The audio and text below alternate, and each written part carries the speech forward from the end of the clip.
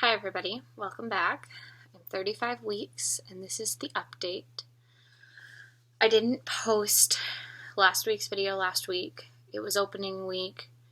We had practice every single night. I worked on Saturday and we had a show. We just had a lot going on. I didn't do any social media or anything last week.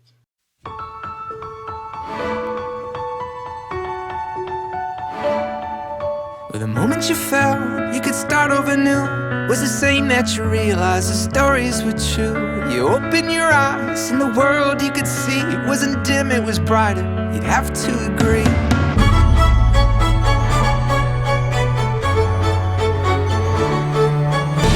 Oh, now your fears are gone. They were buried with the dawn. And oh, now you feel alive for the very first time. Oh, now your fears are gone. They were buried with the dawn.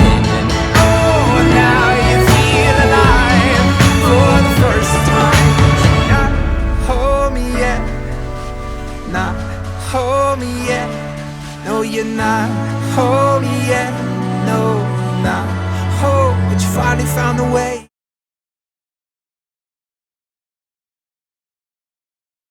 I did record the video and I started editing it. I just didn't get very far. And then this weekend, or rather Sunday, so yesterday, I was in a weird headspace. I still kind of am, and I'm going to talk about that today. But anyway, so I couldn't get myself around to editing it. But I'm hoping after recording this and getting some other things done, I will be able to edit through that well, post both videos at a decent time, and get some content for Friday as well, since I didn't give you anything last week. But it's just really been crazier than normal. Couple of things. First, the baby is the size of a cantaloupe, is like 18-ish inches on the average, approximately like 5 pounds. So we're doing good size-wise. Next week we are considered full term, so that's good too. Right now, so for 35 weeks, I've been really tired with everything that's been going on day to day. Just getting through the day, is what I'm trying to do. I haven't been adding anything extra aside from work. That's really all I've been able to do physically. And I'm at work on Saturday. I wore my boot because I had some swelling in my ankle during the week before on my broken foot side, so on the left side, and I just didn't want to risk making it worse or tripping or slipping or something like that and potentially knocking it on something. I already have a hard time bending down. I didn't want to add something to my plate. I think on Saturday when I work again, I'll wear it again just for the sake of security and knowing that I'm not injuring it further by walking on it for 5 hours straight, which is not exactly ideal. Mentally, I'm also kind of in a fog, just because a lot of things have been going on that I've been dealing with that aren't baby-related. And when it comes to the baby-related stuff, I kind of shut down. So let me get into this story. I've been having what I think is labor anxiety is what I'm going to call it.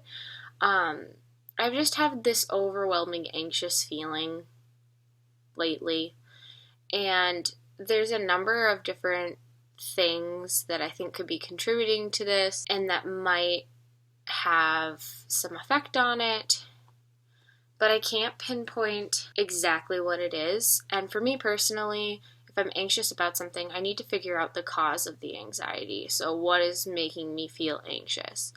And then I have to retrace my steps and stop and go, okay, what is it that's making me feel this way? And then once I pinpoint what that is, just knowing helps me feel better, significantly better, to the point where I can actually function and move forward instead of being stuck in this, I don't know why I feel like this. It used to be a physical freeze when I was younger, 10 or 11, it would be like a physical, I cannot move physically forward until I figure out what is going on. And then I would have to literally turn around and retrace my steps to figure out what it was that made me feel like that. It's usually just something that passed in my mind that I didn't fully take a second to think about, and then it just made me overwhelmingly anxious for no reason.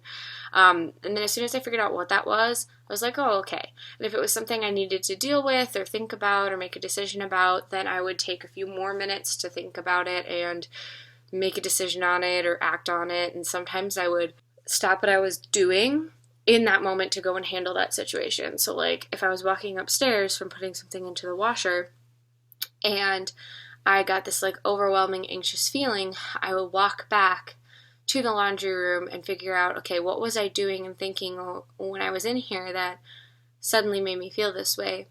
And then I would, be like, oh, I forgot to take a picture of this plant for science class, and I need to go do that before I forget. So then I would go, take that picture, do whatever I needed to do with it, and then I would be better. I would feel better. As I've gotten older, it has been a very similar process for me, but it's not as much of a physical, like I need to stop and retrace my steps physically to figure out mentally what I'm needing. And it's helpful in a way, but it's also a little bit harder sometimes to pinpoint what exactly is going on. But the things that are happening usually aren't tied to a physical location like they were when I was younger. But anyway, my point is, I have had this like weird, in the back of my head, anxious feeling. And the reason that I think that it's labor anxiety is because A, I'm gonna be full term in a week. And I've had a lot of like weird pains, and the other day I had like upper left quadrant pain and the baby was moving funny and I kept getting this like pinching in my my right hip. And it was all at the same time, and then I couldn't breathe because of where the baby was sitting. And it was all really uncomfortable, and I tried to do what I could to get the baby to move and all this kind of stuff. And it was only like temporary relief at the time. And then that made me think that maybe I was having symptoms of preeclampsia, which the upper left quadrant pain is one of those symptoms, but usually it's coupled with a secondary symptom. And then the swelling around my ankle a couple of days beforehand was really, really mild, and it was just the one foot, and it was explainable, but it just like had me in my head. And then I think that in my mind additionally triggered something from my last pregnancy. So I was worried about preeclampsia and then the swelling thing, because around 36 weeks in my last pregnancy is when I started to notice that I was swelling in my hands and my feet. Not like suddenly or anything like that, or like a lot, just that's when the swelling started and my blood pressure started to go up. And typically when you have things like that with one pregnancy, the chances of you having them again are obviously increased, but it's also more common if you're going to have that, it's going to happen earlier, usually. In the last couple of weeks, I think I've just been kind of like waiting for it to happen, but dreading it and not wanting it to happen because, ultimately that could take me out of the care of my midwife and make me have to go to the hospital, which is just a whole other level of anxiety that I don't want to deal with that situation. And I had spent so much front-loading time in my pregnancy trying to avoid these things, prepare for them, blah, blah, blah, blah. But lately with the show and everything that we've been doing, I haven't been eating super well or like physically exercising. Like I've been walking around and keeping active, but not a physical exercise or like brisk walking for multiple hours because I wasn't working as much because of the show. And so that is in my head. So then I'm sitting here waiting for 36 weeks to come because I'm also having tons and tons of contractions, right? So I've got this swelling, high blood pressure issue, I've got this preeclampsia thing that I'm worried about, and then I am worried because I've been having so many contractions. And I probably had them with my first pregnancy too, but it is common for everyone in their second, third, any subsequent pregnancy to feel your contractions more frequently, blah, blah, blah. The baby moves a lot more than Gabriel does as well, or did, rather. So the baby moves into very uncomfortable positions or positions that will give me contractions to kind of move the baby back into place. So I'm constantly like, do I need to do an inversion? I'm going to get down on my hands and knees. I'm going to do these stretches. I'm going to do these things because I don't want to go into preterm labor because, again, the whole hospital situation. And I really want to deliver at the birth center. So then there's that. And so I think that in my head, I really want to get to 36 weeks because although that doesn't take away this preeclampsia issue, it really takes the preterm labor out of it because I can go to my birth center to deliver at 36 weeks. Granted, when I'm 36 weeks is hard because technically with, like, I think the info that my, like, period says, or my last, like, period, which is what they use typically to date, like, medically, to date, like, if you would do a date, if you choose not to get a dating ultrasound or subsequent ultrasounds that change the due date, it says the 19th of December, which is, like, a Monday. But because I know I ovulated before that, before, like, it would have lined up in my chart for that cycle, because I know when I ovulated, I know that it's a day earlier than what my, like, cycle predicts my due date to be. So I know my due date is the 18th, but medically I believe in my charts and records it's the 19th. So until I get to that Monday, like, I'm going to be anxious about it. And by that Monday, that'd be 36 weeks Monday. So next Monday, the 21st of November, is when I will be for sure 36 weeks, regardless of, even though I'm actually 36 weeks on Sunday, what my medical records say is Monday, so the 20th to the 21st. But if I go into labor on the 20th, I would be really hard pressed to want to wait until like midnight to leave my house so that I could go to the birth center. Because as soon as it hits midnight, and it is that Monday, I for sure can deliver at the birth center. And then my anatomy scan put me back a few more days, like the 20th or something of December. And I think that that's what my, like, doctor's office has on file. So I have, like, 3 different due dates. And so that makes me anxious because, like, when am I even at 36 weeks? When can I actually safely deliver? Like, when will they let me per the state regulations? Because it is really important for the birth center to comply with the state regulations because A, they want you to be safe, and B, those are the rules. They have to follow the regulations if they want to stay accredited, which they're one of the only birth centers in the area, so of course they're going to do that. But it's just like a thing that I don't want to have to worry about, but it's in my head. But also at the same time, so, you know, once I get to 36 weeks, there's this whole, like, I don't have to worry about preterm labor anymore. Even though I know that my baby would probably end up being fine, I can deliver at the birth center, right? Like, that element has stayed. But because my blood pressure and swelling and all that kind of stuff in my last pregnancy happened at 36 weeks, I think that I'm really anxious about the 36 weeks as well, because if it comes and nothing happens, like, yay, that's great, but I just feel like every single day I'm just going to be waiting, and I don't want to feel that way, and it's really tough because I need to, you know, make sure I'm doing all the things and eating really well and all of that kind of stuff. But I also have all these other things going on, and they're really good for distracting me from, like, time passing slowly, right? Like, I'm not at 36 weeks yet, and, like, I could sit here being like, I need to get there. So those things that I'm doing are good because I enjoy them, and they are helping me stay distracted from that and, like, the potential preeclampsia in, like, over worrying about it. But it's not helpful in helping me to, you know, eat well and regularly and get all my vitamins in and all that kind of stuff. And Gabriel has been, like, mildly sick the past couple of days, and he's just been sleeping really rough because of it and just been generally out of it and cranky. He had a day with, like, 2 days with a fever. He stubbed his toe. There was a whole thing. So, like, that's all going on too, and it just makes it a little bit more difficult to process everything that needs to be done for me mentally. But at the same time, it's helpful. So there's a lot of things that are going on that are good and bad types of things. And then I think that the way that that's translating, all of those things are translating over in my brain, is that I'm nervous about labor, when in reality, that's not the case. I'm actually really excited about it. And when I sit down and think about, like, what labor entails. And when I read people's birth stories or hear about their labor experiences, especially the negative ones, I get really excited for my labor experience because I know that my team will advocate for me, will be preemptive in my care, will help me to avoid birth trauma, and generally want me to have a good birthing experience from start to finish.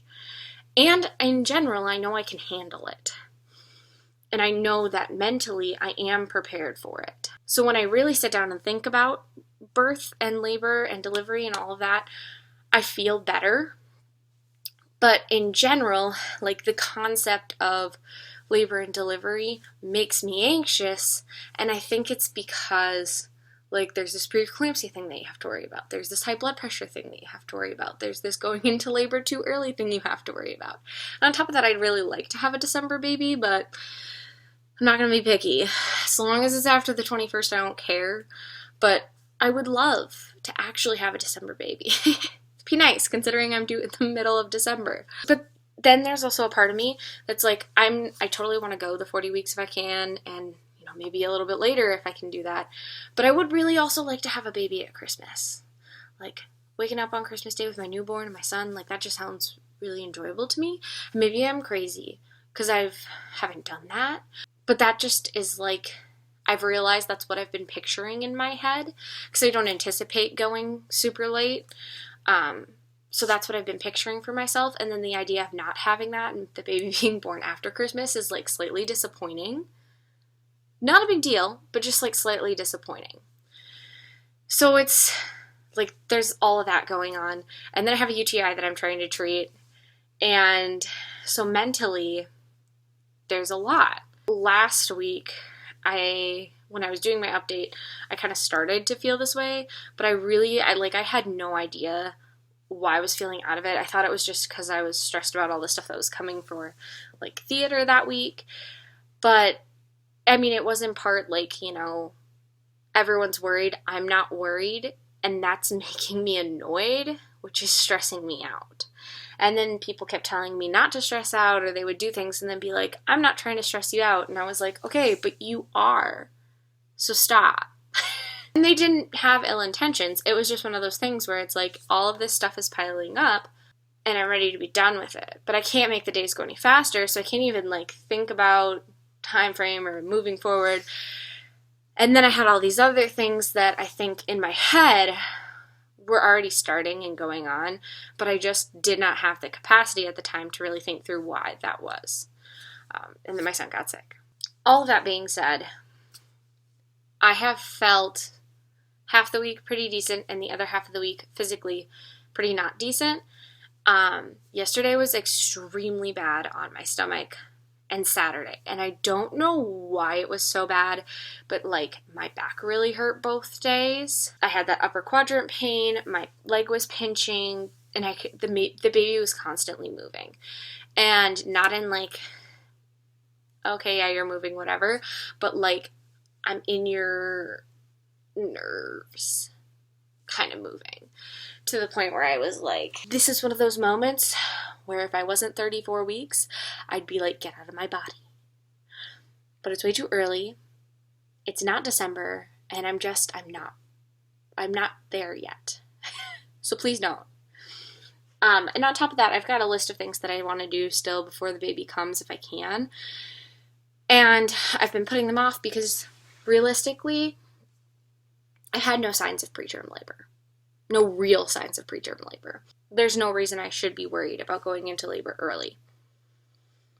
So I should be reasonably able to finish all of this up and then do what I need to do. And just, like, feel better. But I'm not there yet. So today I took a step for my sanity, if you will. Last night I actually read through my labor flow chart for Gabriel, which I didn't realize that I had, but I found it and I read through it, and it was like all the medical, like, updates and stuff that they put in. And the perception, it's interesting because the perception, like what the midwives put in and what my doula told them and what was communicated back and forth was not how I perceived my labor at that time. Like some of it, yes, but the other part of it, not as much. So it was just really interesting to read because I had just come to the conclusion about why I'm having all of this like mental fog and anxiety and labor anxiety. It made me nervous at first, but having slept on it and thinking about it today, it's one of those like I went from 8 centimeters to station 3 in 45 minutes. That's fast. That's very fast. And I mean, I had been fully effaced. Like, I had fully effaced in 8 centimeters, and 45 minutes later, not only was I fully effaced, I was station 3. And I didn't have a baby for like 45 more minutes after that. Because they let me labor a little bit longer because of the anterior lip that I had. But, like, it was crazy because there was like 4 hours of time. It was like 3 hours of time where I progressed 1 centimeter. But it was interesting because that was the point in time where I had the worst contractions, and I remember that. And that was transition phase, I believe. And it was the worst, and that's what they say, and it's true. But then it noted in my chart that I sounded like I was handling my contractions better. And that's not what I remember. I remember it being exhausting up to the point that I gave, like, that they told me I could push. And not getting any part where I was like, once I hit my breaking point, I don't remember getting better. I remember having the determination to finish, but not, I didn't recognize the change that other people did, which made me feel better, weirdly enough. Anyway, not the point. So I read through my labor flow sheet, and then today I thought about, what I want. I had a labor dream last night, and it was not what I wanted, if that makes sense, but it was a good labor dream. Every dream that I've had about labor so far in this pregnancy, which is 2 or 3 that I can remember, have been good labor experiences, good outcomes, short. I can think through all of my contractions, blah, blah, blah, blah. And in this past, the dream that I had last night, I had a water birth, which I've wanted and I've talked about. But there's a part of me that wonders if I don't want perineal massage upon delivery, which you don't, it's just a lot harder to do unless you're doing it to yourself in the water. And I'm not going to be able to do that. So that's another thing I've been thinking about. Unrelated, but it's just, there's a lot of things. But one thing I did for myself today is I packed a bag for my son with, it's got diapers, clothes, pajamas for him to go to my mom's house. He's got like 2 very similar blankets that he likes to sleep with. I'm going to put one of them in the bag, and I'm going to put it in my car. Not until after the show is over, but at that same point in time is when I'm going to buckle the baby car seat into my vehicle and put Gabriel's bag in there, and it's neither of them are coming out, and if I go anywhere, I'm going in that car. Like, Thanksgiving is coming up, and everyone's, like, actually talking about it, and I'm just kind of, like, I'm excited, and I want the holidays to come, and I am very excited for the holidays and everything, but there's a few things that I have to finish up, and I'm looking forward to finishing them up and doing them and planning them and all of that kind of stuff. But at the same time, it's difficult because I know I have to wait.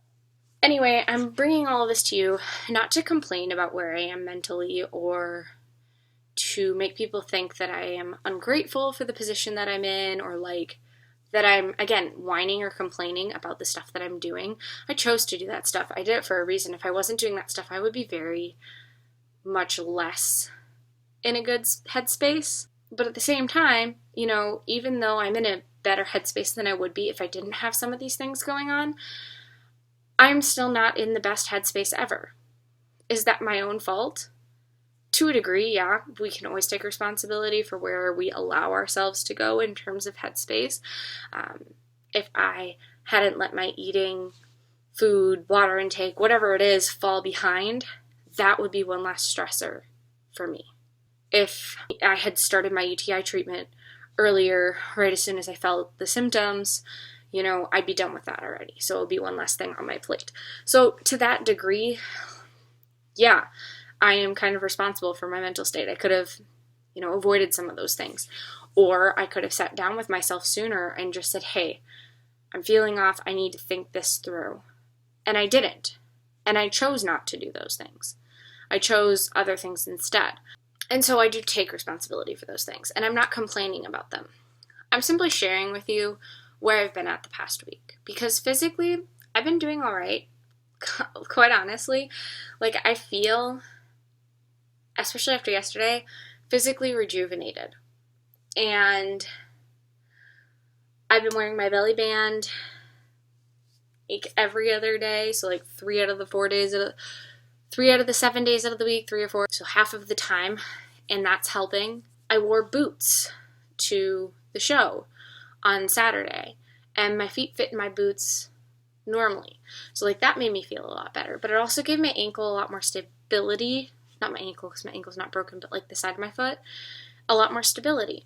And like, even though I don't like those things, I've been doing those things and feeling it, and that's been making me feel physically better. Doing them when I can mentally has been helping me physically feel better for the most part. That's just kind of how it is. And I've noticed like I've increased like 10 pounds since 30 weeks, which is not bad at all. I'm not upset or complaining about that at all. But I've noticed it. And since it's, a decently noticeable weight gain, it always makes me slightly concerned. Like, am I putting on water weight? Is there something else that's causing me to gain weight? Is it a good thing? Is it a bad thing? When is the line that I need to worry about? They're all just thoughts that you have. And I'm telling you guys this and sharing this with you because I want all pregnant people and people in general and moms, especially first-time moms, to be able to be like, I'm feeling all these feelings and I don't understand, or I'm hormonal or whatever. Even people who seem like they've got it together, feel pretty good on the average, or enjoy being pregnant. I genuinely enjoy being pregnant. Have tough times. They have things that they struggle with, whether that's mentally, physically, both. And it changes on the daily basis. And for me, this is what helps me to work through those things, to get to a point and a place where I can feel better both mentally and physically. And I want to share those things with you so that not only do you feel less isolated, because it's so easy to feel isolated during pregnancy, even when you're around people, because you are the pregnant person. And whether people take that, a lot of times people will take that to extremes to the point where they don't care. And not that they don't care, but their actions are like as if you aren't pregnant.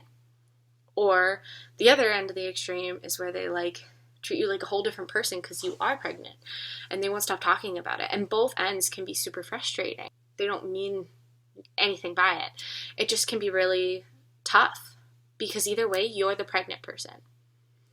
And there's usually not a lot of people are fortunate enough to have someone that they're close to, that they align with very closely, that are at the same stage of pregnancy as they are. That doesn't happen frequently for people, and it's hard. And then, you look for comfort where you can. And it's not the same as being able to have a friend that you can go to their house or talk to them on the phone or what have you, but sometimes seeing a video, seeing a person, hearing a person, and connecting with them and understanding, like, oh my gosh, this is it, can really help. So if you're struggling or feeling any of these things, or like in a similar point in pregnancy or in a totally different point in pregnancy and you just want to talk about stuff, I love talking babies. I love talking pregnancy. I love talking birth. And I would be glad to chat with you guys. So follow me on Instagram and just feel free to DM me. I'll get back to you guys as soon as I can. But if you reach out, I will definitely chat with you whenever I see it. So feel free to. You're not alone. It's a lot. I get it. And it's hard because it feels like no one does. And even though your situation is totally and uniquely yours, it's really easy to use that in our brains to the point where we're like, nobody could possibly even feel the same way. And then we're totally and utterly shocked when we find someone who's like, oh yeah, I totally feel that way. Like, my situation's not the same, but I do logically understand those feelings. And for me, this is why, or for me, this is how I dealt with those feelings. And just knowing that there's someone out there that's feeling the same thing can help immensely. So, I'll be done with my little tangent. Let's check out our 35-week bump. I haven't been, not wearing a dress in most of my pictures that I've been taking for, 4 weeks. Ultimately, I think on top of everything, in the last week, I've kind of come to this, my belly is starting to have a lot more weight to it, so it's kind of starting to, sag almost, but in a, front heavy weight kind of way. It's disappointing because it means the end of pregnancy to me, and my bump is shaped differently, and that's something that I have to kind of come to terms with, and it's a little disappointing because the rest of my body feels like it falls with it, and it's just not the me that I am comfortable with. So, I have to readjust to that too. And even though I love seeing how big my belly gets and feeling it, even though it doesn't feel huge all the time, sometimes it does, but all the time it does not. It's just something that you mentally have to get used to. If you connected with any of these thoughts or feelings and you want to reach out, please do. Otherwise, comment below if you're interested. Don't forget to like and subscribe, then hit the bell down below so you can get notifications for when more videos come out. And hopefully some more exciting things are on the way. If you haven't seen my maternity pictures, you should really go check those out on Instagram. But thank you so much for watching, and we'll see you next time. Love, Genevieve.